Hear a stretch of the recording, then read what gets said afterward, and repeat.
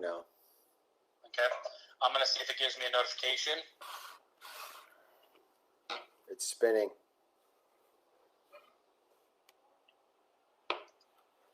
And I'm live. You are live. Okay. Go for it, brother. Thanks, Sean. Bye now. Bye-bye. Hi, everybody. Greg D'Amico here. And after a few minutes of technical difficulties, I was on the phone with Sean. And it looks like my Chrome browser was not updated. So I am just not one of those days where a lot of things aren't working right. My printer doesn't have ink and so on. So as the life of a business owner, we are always running into our challenges, right? But anyway, okay, good to be with you guys. Ayo, here we go.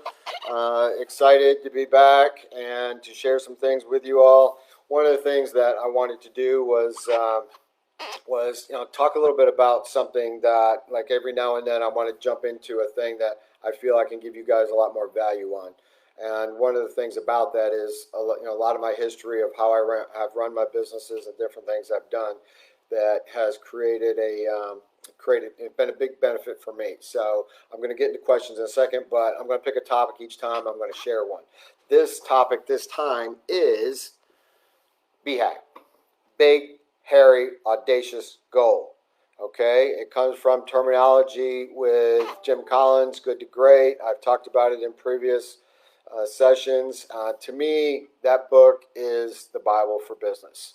It gives a framework of how business should be run, and it's not done by one person's opinion. It's done by looking at success of companies relative to a peer group, and it has tracked performance. Like when you had two companies that went over time parallel like this, say over a 15-year period, and then over another 15-year period, one company went like this, the other company stayed flatter, the S&P 500 or the market stayed the same, stayed about same with the other company, but the one company took off.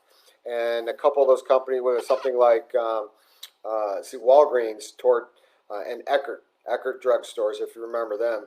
They, over a period of the 70s and so, they stayed flat, but then there was a period in the 80s where Walgreens became like this monster growth stock. It did better than Intel. It was like one of the number one performers over a 15, 20-year period of time.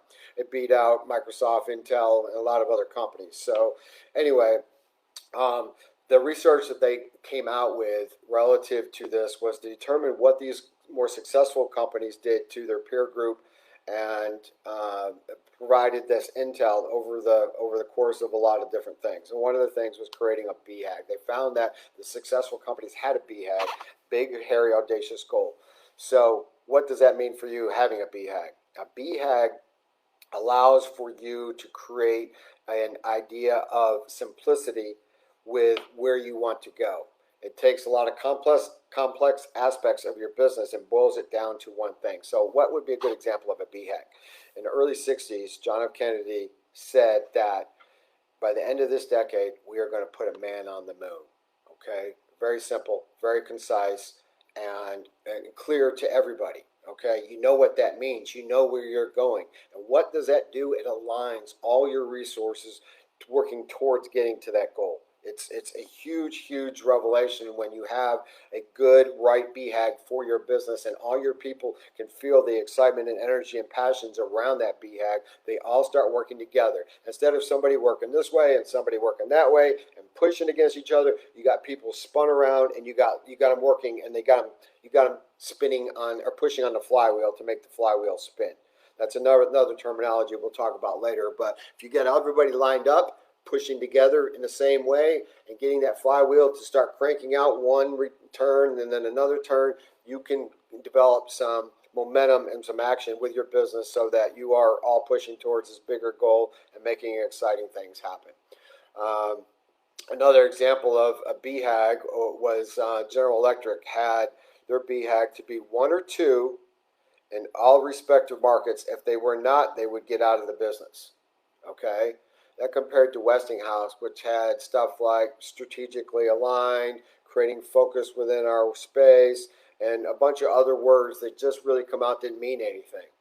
But saying that you're going to be either 1 or 2 in your respective market, or you are out of the business, creates an environment of how you push the business to get somewhere. So think about BHAG for your business, and that big, hairy, audacious goal is usually a 15 to 20-year time horizon. It could be 25, can be 30, but it's out there. It's a goal that's set that you know it's big. It's audacious. It's something that, like, how do we get to it? You don't figure that out in the moment, but you create that goal, and then you start taking steps. You start taking steps and working now from, okay, what am I going to do the next 3 to 5 years that will get us towards our BHAG? What am I going to do the next year that's going to get us towards our BHAG? What am I going to do the next quarter to get us to a BHAG? And then back to you, what am I doing this week that's going to get us to the quarter, that's going to get us to the year, that's going to get us to the 3 to 5, which works out to getting towards the BHAG. Okay, you don't have to plan all the details of how to get to the BHAG. You just got to get the BHAG in place, and then you start unfolding your steps one step at a time. Okay, put one foot in front of the other, and you start in that direction. But the thing about the BHAG is that you know what direction you're lined up to. Okay, you're not going over here because the BHAG's here. So you want to spin, and you want to get everybody pointing in the same direction to get to that BHAG. It's a revelation when you have a good one and you put it and everybody knows what it is. Everybody talks about it. Everybody says you can pick out the things that you're not doing that are going to get you to your BHAG and stay away from them. Okay, hey, does this align with our BHAG where we're going? No, then we get away from it. Okay? Remember, Warren Buffett said that he spends more time saying no than he does saying yes. So remember to not getting into things and doing things that are not going to take you in the direction you want to go is key and very important. So anyway, okay. So as I said, my printer was not working, and so I'm going to have to read the questions off my phone. So let's see here. Okay. First question by Deanna Markel. Hi, Deanna. So your question is, I have a very busy laser spa. Well, very good that it's very busy. Even these troubling times, it's good to hear. We have many forms for people to fill out before they have their first appointment. We need a medical history form and consents normally before they get treated. Do you have any recommendations of any program softwares where we can send it to them? They can fill it out and on their phone or computer, and it automatically gets sent back to us. It would be such a time saver for us to have it filled out beforehand. Then we can have a chat ready to go when they come in. So really good question, Deanna. These are the kind of things that I help companies with, I build with. So thanks for your question because it's relevant to exactly what I do. And given what you're talking about, you can do a customized type of form thing. I think that would probably be too much. I mean, it'd be somewhat expensive and not what you're looking for. So real simple answer to your question is to use Google Forms. Okay, Google Forms allows you to create these forms and allows you to do it simplicity. It's in a trusted environment like Google and allows people, you can allocate the appropriate fields and so forth. And it's going to create the ability for you to set it up in the way you want to set up, put in the information you want, and then they can send it back to you. So I would look at that. I would make that happen and see if that works for you. You can also see about your systems that you currently use. If there's maybe a piece of, there could be sometimes open source software out there that can do this too. You can find some open source software that could be modified, customized just a little bit for minimal cost and get something like this done. So there's a couple of different easy steps. The first step to take is the Google Forms, and then you can look at it from there. Okay? So if you have any questions, feel free to email me, and I can provide any more information that could be helpful. Next question. Heather Brockman. Hi, Heather. And your question is, I paired with a dog walking company and I'm looking for advice on how to draw up a legal contract so I can ensure I get paid for the clients I will be sending his way and protect me in the event I need to stop using him. Totally new avenue for me, and I want to cover all my bases. Okay, let me make sure I read that right. A dog walking company and looking for advice on how to draw up a legal contract. Okay, so, well, first of all, I am not an attorney, so I can't give legal advice, but what you do have in AO is Tab Burkharter is a newer mentor in the group, and he is a CPA and an attorney. and he can talk to you about this respective issue. So I would make sure when his next session comes up that you ask him this question for more details. I agree, it's a good idea on having a contract. I would not hesitate at all to put some money and effort into that. So let me say something about this, guys, that is very important in the sense that I have been very cheap when it comes to not doing agreements. I've always, had this pet peeve about attorneys and irritated by them and the money they charge. And I've spent hundreds of thousands of dollars with attorneys over the years, especially in my investment firm when I had to have all this compliance and so forth. So I know what it is. I know I've seen the big bills from the attorneys. But to have basic contracts and simple things in place is very, very important. I've run into situations where I have been burnt. So you want to try to protect that and minimize these aspects going forward, and definitely having one in place. I could give you one example. I had a partner in my software company, the Indian guy that was in the U.S. with me. We went to India. We set up the office over there. He was going to be a partner in the company, but when we set up the office over there in India, it was 100% his name to get started, and then we were going to transfer it over. Well, I didn't get it transferred in time. I mean, I didn't get it transferred right away when we reset up the company and so on and so forth. And because of that, this guy ended up trying to steal the company from me. And he did not have the following of the team there. I did, and it was thankfully for that is that because the company was in his name, all the money I spent, $30,000 of equipment, air conditioners, generators, computers, and so forth, I lost because I didn't have the legal setup of having it in place correctly on a timely basis that allowed for him to not steal the company from me, try to steal the company from me. The whole team walked out, we set up a new office, and we started over again. But these things happen. Somebody that I thought was loyal and involved and going forward just completely turned, and you never know what's going to happen. So anyway, let's see. Next question. Please get advice, and tab could be a good starting point for you. Okay, Aaron Sheeks. Hi, Aaron. Aaron asks, need advice. We have a sellable software tool that has current revenue coming in. While we're slowly making development updates, we're not building as fast as we can sell the product, and we are waiting for updates to tie together a few data sources. Question, do we continue to wait and scale responsibly, knowing that $50,000 a month is coming in August and September, or while the market is still coming back from COVID shutdowns, or do we spend the development and integration costs now to have the product closer to finish by August, September? Also, a redesign is part of the upgrade. Thanks for your feedback. Okay, well, Aaron, it sounds like you're in a really good situation. You got good revenue coming in on a software product. If that's the case, you're going to have a lot of profitability with that. So if I'm in your shoes and I'm looking at that from the experiences that I've had, I would be getting these updates done now. And if you have to borrow, like you said, you got 50,000 coming in. The real key question here is, what's the assurance of that? Is that an assumption, a projection, or you have a contract for that, or you are on target already with your growth to get to that level? So need some context in those questions. But when I have context with that, I would say if you have the assurance that that money's coming in and it's growing at that level and going to be at that point, then I would what I would do is I would start getting the development work done, because development work can always have some hitches and bugs and time to get worked through. So getting that started as soon as possible and making that happen is going to be getting you ready for that money, and knowing that when you do have that money coming in, or the growth of where if you're on a trajectory to that money, the scalability is in place for your software to be able to meet those levels. A lot of times we build software and it can hold a certain level, but when it gets to a new level of, from 1,000 users to 10,000 users to 100,000 users, it's a whole different environment. You have to do a lot of additional work to get that software ready. Put in new servers, redo the code. So there's a lot of things to consider, and making sure that you're ready for that level of business is something I would be investing in right now.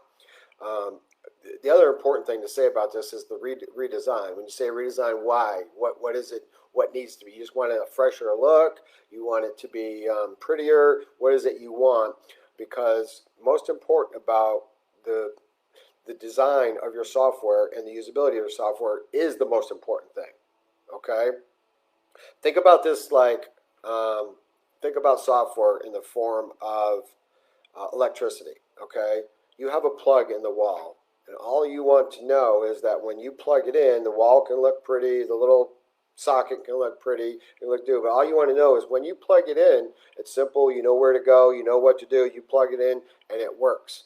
You don't care about the where that line goes to down the street, to what power station, to then what power source that it comes from, whether it's hydrogen, whether it's nuclear energy, whether it's a coal fire energy. You don't care about any of that.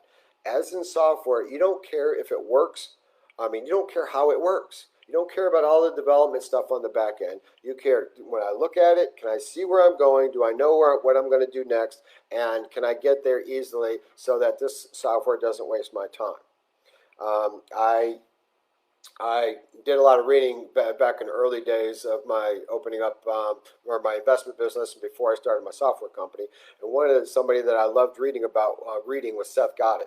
Seth is a marketing guru, probably one of the leaders in marketing out there. He wrote the very famous book called The Purple Cow, which if you haven't read it, I think it's a key read because it tells you how to differentiate yourself. But he had a book, and I don't remember the name of the book, but the reference was about the monkey and the banana. Okay? When on this page you have a banana and you want the monkey to come get the banana. Okay? Boom. He gets the banana. Next page. There's the banana. Monkey goes the banana. He gets the banana. Boom. Next page. On and on. You take them down. You take your users down a path that's very simple, very basic, and it's like anybody of any intelligence can figure out what to do with your site. When you have that, that is a key driver to making your business and your software application successful. Okay, take it from somebody who's had a lot of failed software applications that I've tried to put in the marketplace and learned a lot of lessons from that. So work on that. Please email me with any questions relative to that. If you can give me some more context to what you're talking about, I think I can help you. You're right in my wheel space, and this is the kind of stuff I do. I could be a very good resource for you. Next question, Roland. Okay, Roland Beneath, I think it is. Okay, Roland. Roland's question is: I am at the point of my life where I am putting in work. I am seeing results. Yet I constantly get distracted with mostly on social media, friends, people doing things and living their best life. I am fighting with hustle mentality versus you are only in your 20s once. Okay, so what he's saying is I'm fighting where he is in a hustle mentality right now, but he's seeing all these other people out in their 20s, living it up. I used to be very outgoing, center of attention. Yet the previous half a year, I've been building and developing our family business and myself. It feels good, yet I get drained into some depression, and some of the days I'm thinking, is this really who I am? Is this a quarter life crisis? Does anyone else experience this? Sorry if not too business related. Well, first of all, it's a really good question. Second of all, remember business is only part of our life. Okay, in my EO entrepreneurs organization is what I'm sure a lot of you AOers are striving towards is to get to the $1 million level and above. And in EO, our forums meet monthly, and we have a 4-hour session of helping each other out.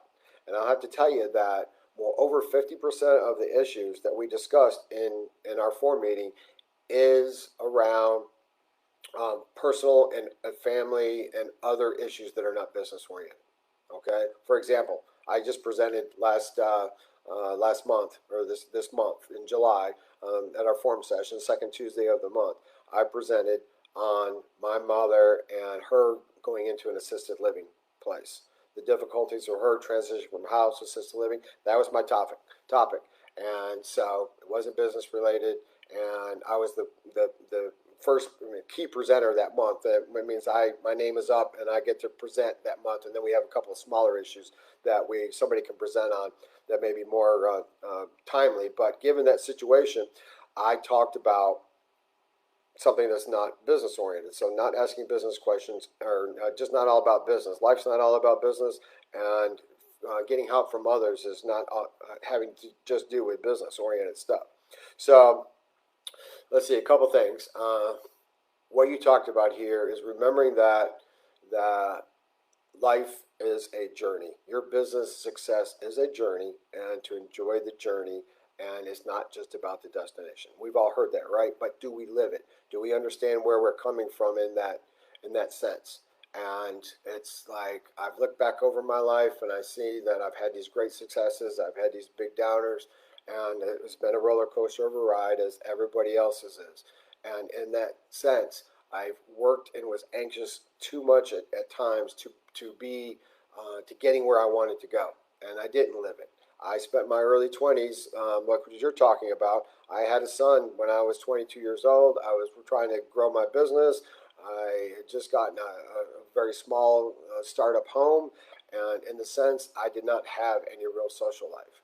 So it ended up that, and as time went on, I had the greatest of opportunities and freedoms now. I have two homes. I have a big house I got a basketball court in my basement.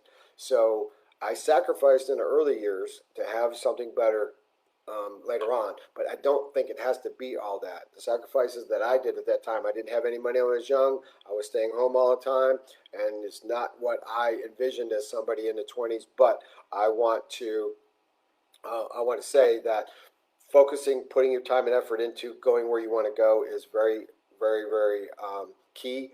But do not, worry about, or do not miss out on life. Go out and live some life and be there. Also, don't worry about social media, okay? People are trying to portray themselves as being the utmost, the best, the living the biggest life, and a lot of it is fake. A lot of it is false. A lot of it is like, look at me. But so many people are getting depressed on social media, so it's something to be careful about and try not to compare ourselves to that world. Okay? So, let's see, what else? Anything?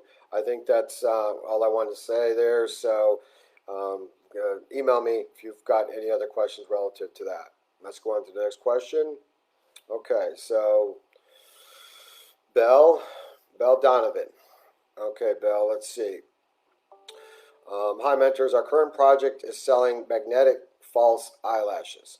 A lot of feedback we have received is that prospects are not sure which style will suit them.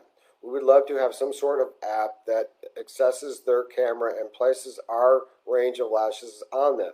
Any ideas where to start? I have heard stories of people spending hundreds of thousands on apps only for it to still not be finished. So choosing a trustworthy developer is tricky also. Thanks so much in advance.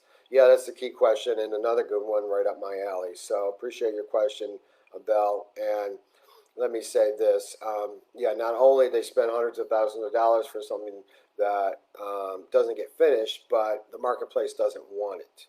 Okay, so, or you come to find out that what your idea is and what you spend all this money and time putting it into marketplace, and nobody buys it. Okay, so it's important to know that your idea is going to have some aspect of market acceptance. And one way to do that is to work on building some type of, using a prototype software. Okay, prototype softwares are great in that you can create a look and feel of what you're trying to accomplish, and you can show people what this is going to do, and you can get an idea if they would find this interesting, and also get an idea of what type of market pricing that you could put out there. So you start out with simple dollars, small dollars of putting money into that, and getting an idea of what the market would look like. You put it out to your friends, tell them you're doing this, ask them if they would buy it. And some of that is going to be good feedback. Some of it is not going to be real. It's not till they presented with the actual opportunity to buy something are you going to know if they're going to buy it or not. So it's not always the way to work. But Figma, Figma, you go to www.figma.com, and check that software out. It's for like designers, but it can be used by lay people to put together their own look and feel and create it. Or you can get with some software people, design people that can maybe help you with that. But starting with that is going to be key. Now, what about choosing to spend? How do you find the right people? Very important question, and it doesn't have all the exact great answers, but a process that you go through here with this is to consider different things. So let me give you some experience. I spent $150,000 when I had my investment firm, and I started a different mutual fund that was the first of its kind. It was called the iFund, where the shareholders would discuss, nominate, and buy stocks, or vote on stocks that would get bought or sold based on the collective intelligence of the group. First one that ever came out, I opened it in 2001, but before I got it open, I had to build a software application back when I didn't know anything about software that would end up leading me into the software space. Ironically, I spent $150,000 with a company that failed on me. And so I know what you're talking about. I've experienced it. I've lived it. I've hurt by it. So um, something to look for would be is to looking at history. Okay, look at what they've done. People will show you some things they've done. You can go to their website and you can see projects that they've done usually. And with that, then you want to talk to the people that they actually work with.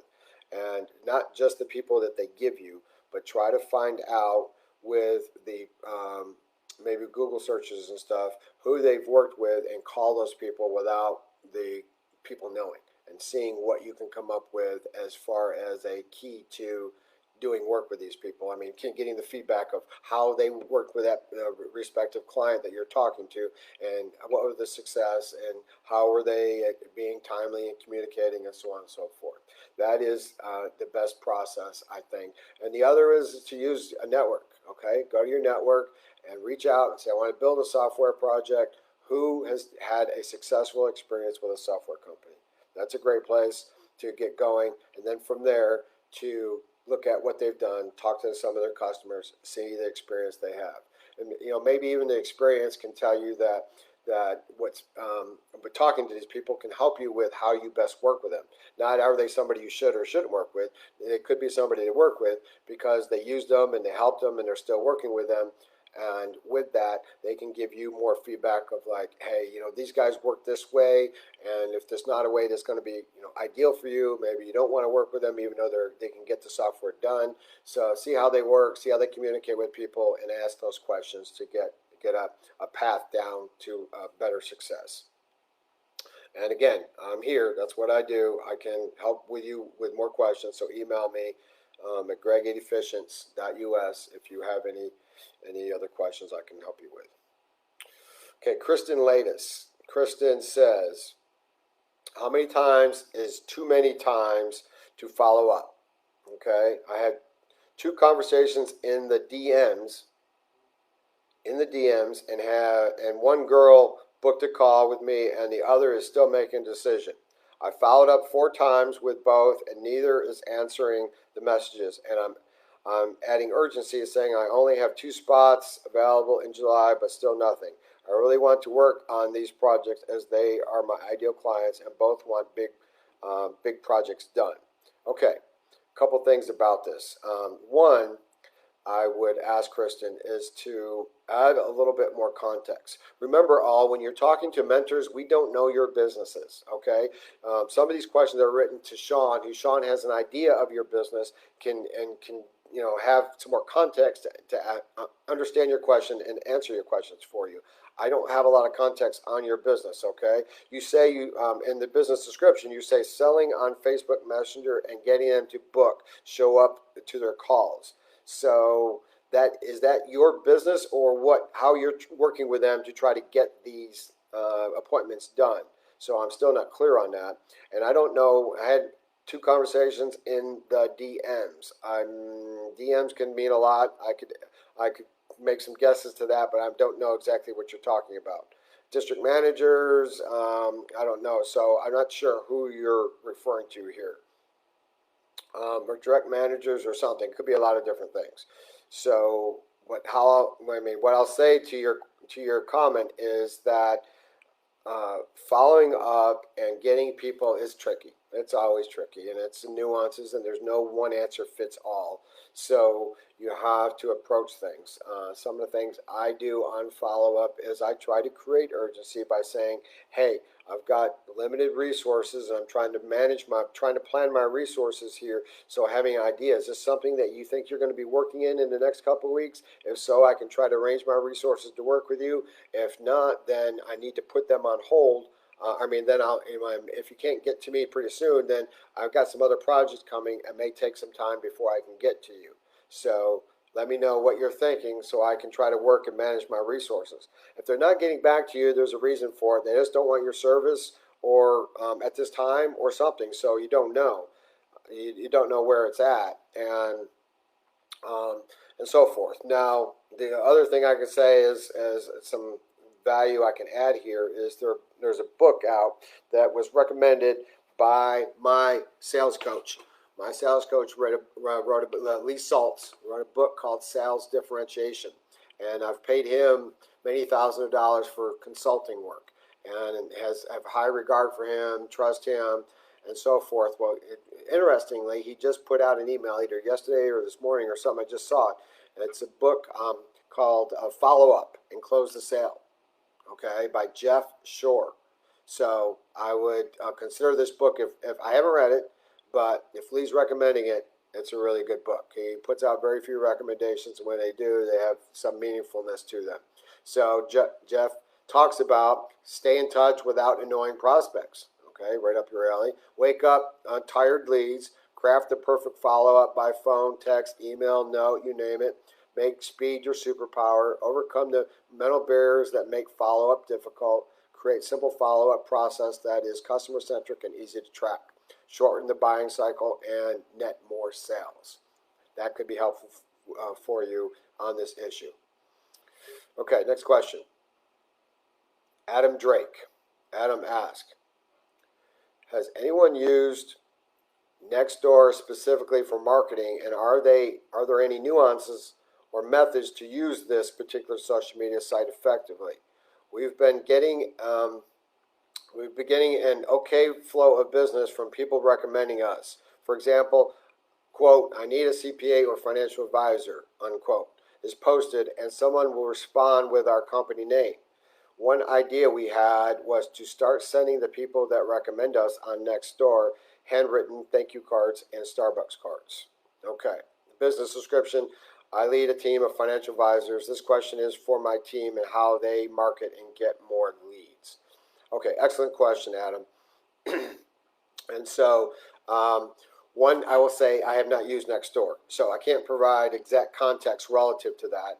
I would also check with Paul Schoonover, who is a mentor, and see if you can get him this question, because he has a marketing company, and I would assume they'd have some familiarity with Nextdoor and seeing what you're doing. But given what, I know the generality, it's about making referrals and recommendations to people that are around your neighborhood or in your sphere of space.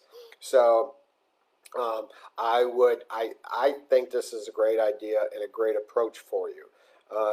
Given what you're saying here, it's your referral is the number one key way to do business, because number one, it builds trust. It gives you credibility and trust with your client. And doing so is the first thing that you spend a lot of time trying to establish that. And when you get a referral, that speeds up that process and takes it to another level very quickly. Let's see. Okay, so your approach on using notes and gift cards, I think it's excellent. Starbucks cards are great, and giving that to people to say you appreciate them is going to keep them on mind, keep you in mind with them, and may make them work just a little bit harder to think about you again in the future. So that is just a touch point in a relationship that's very strong and helpful. In fact, there's a whole philosophy around this called giftology, Giftology. An EO member out of St. Louis developed this, and he speaks around the country on it. He's one of the highest rated speakers out there. kind of funny to think that somebody that talks about gifting something could be such a high-rated speaker. He tells amazing stories about how he's used gifting and what he does. I would go to the website and get his blog posts sent to you regularly talking about gifting ideas. That could add some more thought and perspective to how you gift and give context to what you are trying to do. Um, he talks about giving things like you don't give at Christmas time, you don't give at the normal times, you give unexpectedly. And when you give unexpectedly, it makes people step up and wait to who you are and keeps you in their mind. And also the type of relationships you're talking about.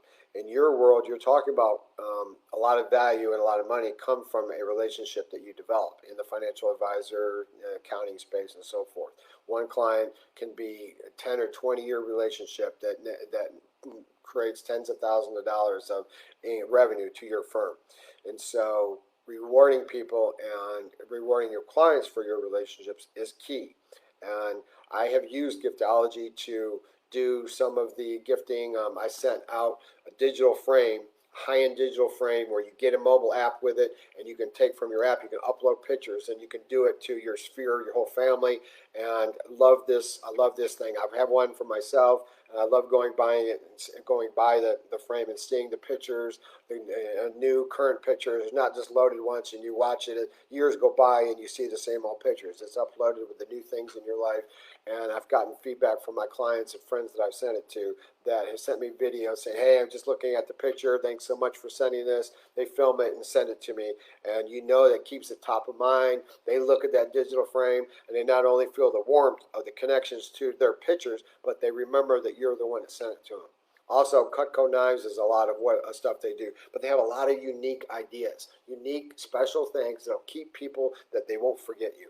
Okay, they talk a lot about initializing things and with people's names and stuff. So there's a whole philosophy and approach to this, and you can get very serious. And when you do, you can build some very intense relationships. His stories about the relationships he's created using this are like impressive and kind of out of the world thinking. Next question, Erica Wilkinson. Hi, Erica. And Erica's question is, what are your views on having a small business that is going to fund what you really want to do? Business description, I own a cleaning company, but this isn't something I want to do forever. I want to get my real estate license and buy investment properties that my cleaning property management company manages. I want to open real estate offices in large areas, Las Vegas, Nashville, Miami. Sounds like you're working on a good BHAG there, Erica. And so a big, hairy, audacious goal is I want 20 offices in North America by this date. So working to do something like that, you get it going, you create the right thinking and the right energy around it, and you can help attract things into your life that make that happen.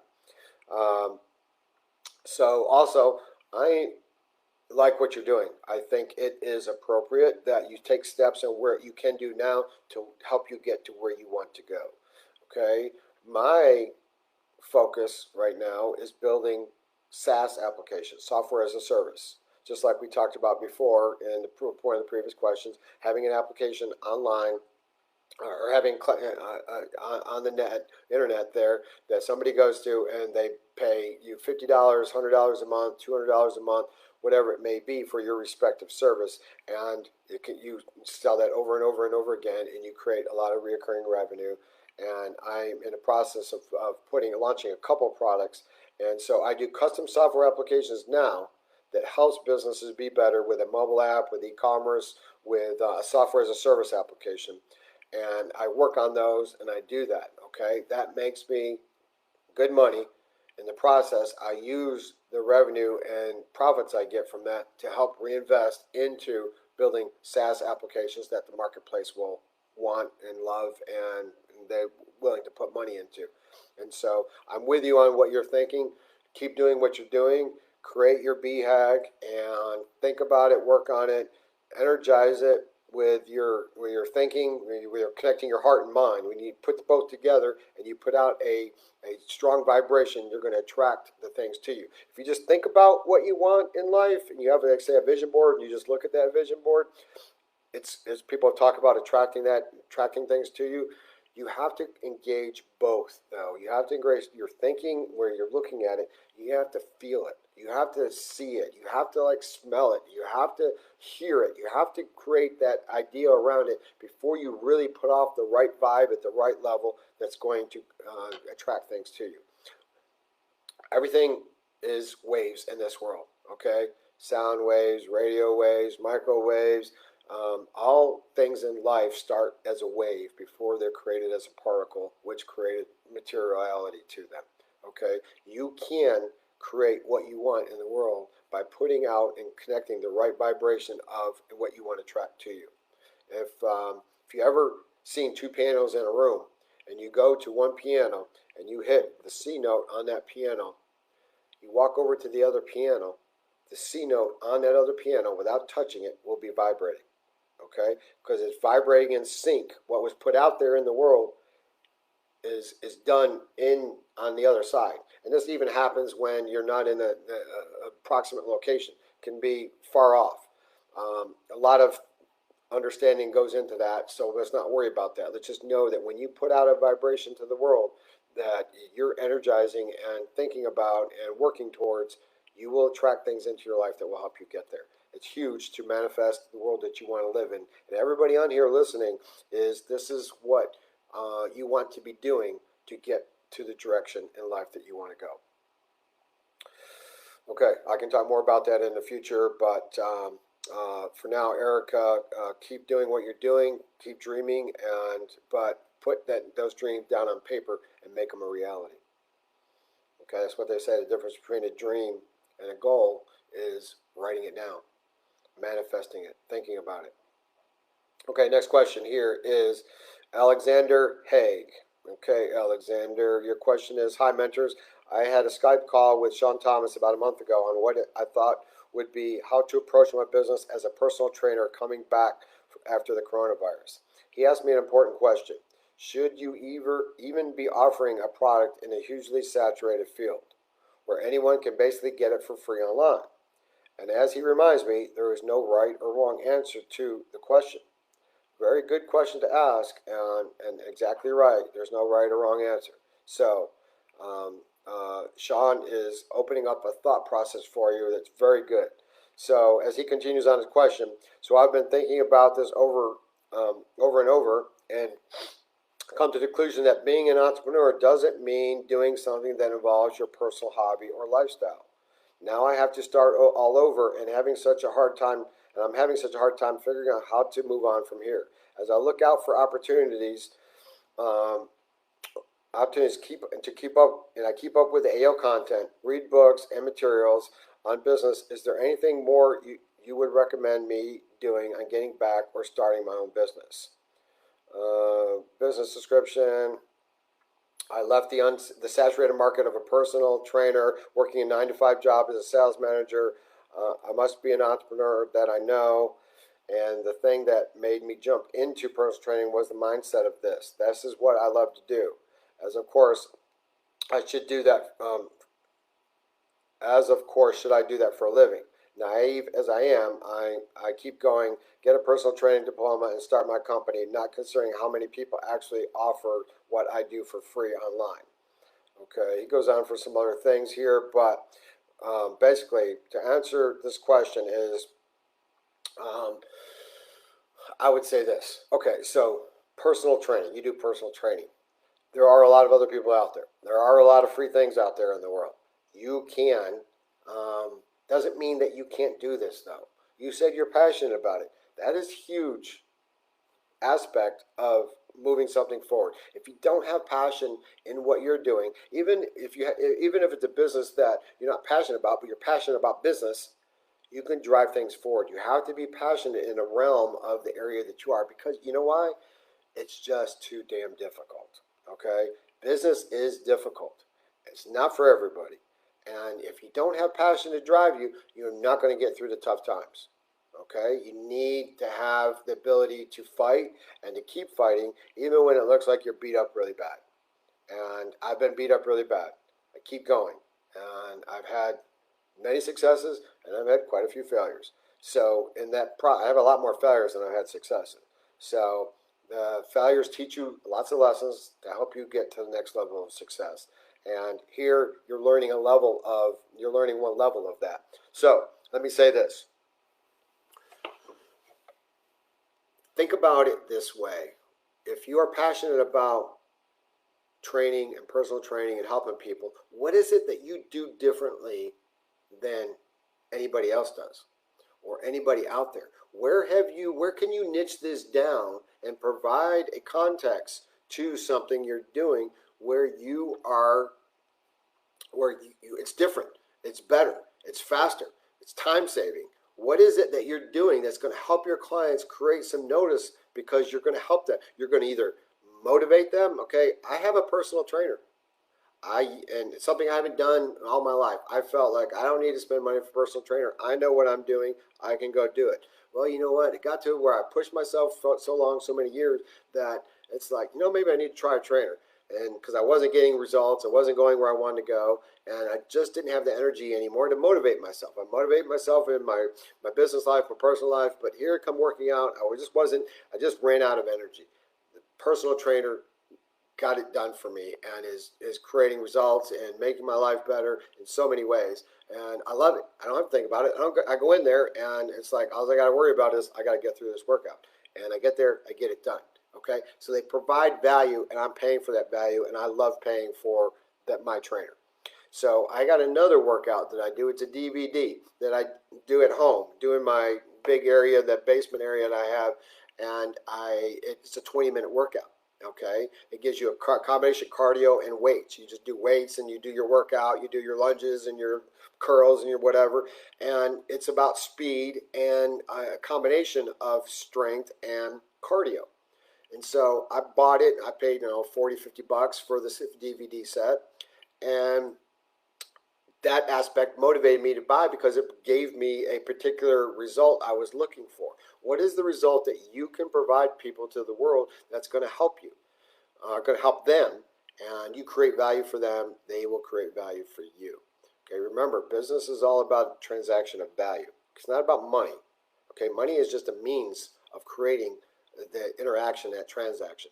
This is about creating value for somebody. And if you can provide something of value, people will pay you. What is it? What is that? Not only are you providing the value, you have to market it appropriately and share that message of value that you're creating. So think about this. Stu McLaren, he's the guru in the membership space. Okay, check out Stu.